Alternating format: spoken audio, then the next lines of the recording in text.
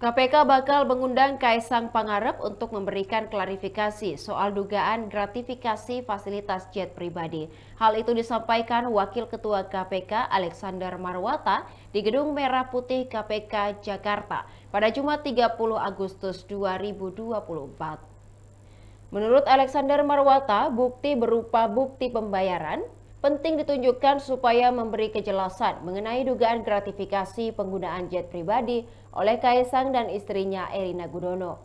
Alex pun mempersilahkan Kaisang untuk memberikan keterangan kepada publik soal penggunaan fasilitas pesawat jet pribadi yang diduga sebagai gratifikasi.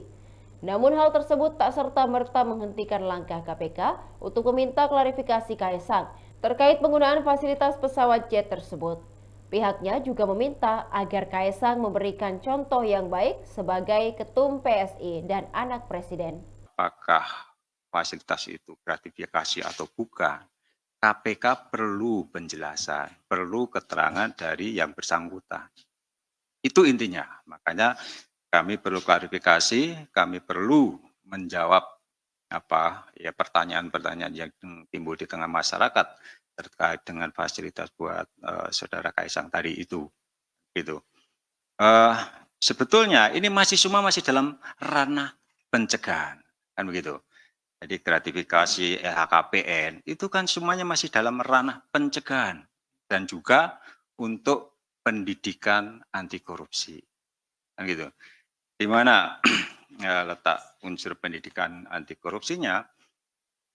Kita tahu ya,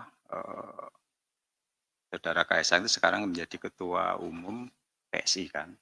Dan KPK beberapa waktu yang lalu kan sudah melakukan pendidikan politik cerdas berintegritas. Nah, dalam rangka itulah kami ya mendorong saudara Kaisang itu ya supaya di dalam perilaku kehidupan sehari-hari maupun selaku ketua partai politik, yaitu juga bisa menjadi role model nilai-nilai anti korupsi.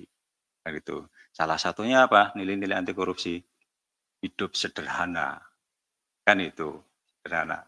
Nah, ini yang sebetulnya kami harapkan dari proses klarifikasi itu.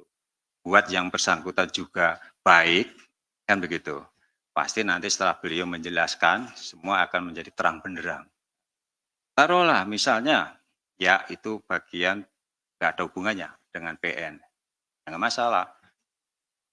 Ada hubungan dengan bisnis, kan seperti itu. Kan yang di media kan juga sudah ada informasi terkait dengan kegiatan usaha Mas Kaisang tadi itu.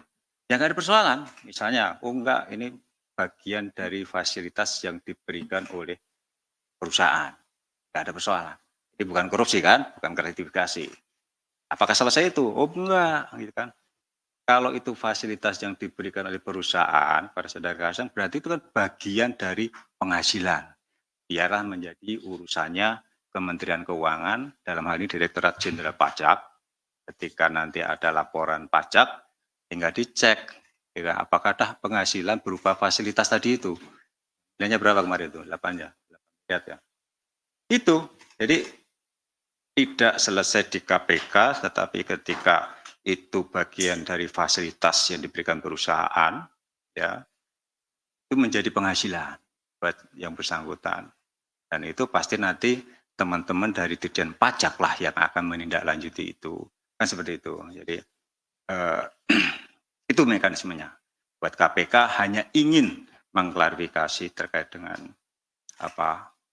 ada tidaknya unsur atau relevansinya dengan penyelenggara negara, ya itu, dan juga untuk melakukan pendidikan anti korupsi.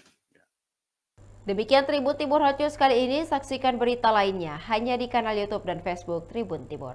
Download Tribun X sekarang, menghadirkan lokal menjadi Indonesia.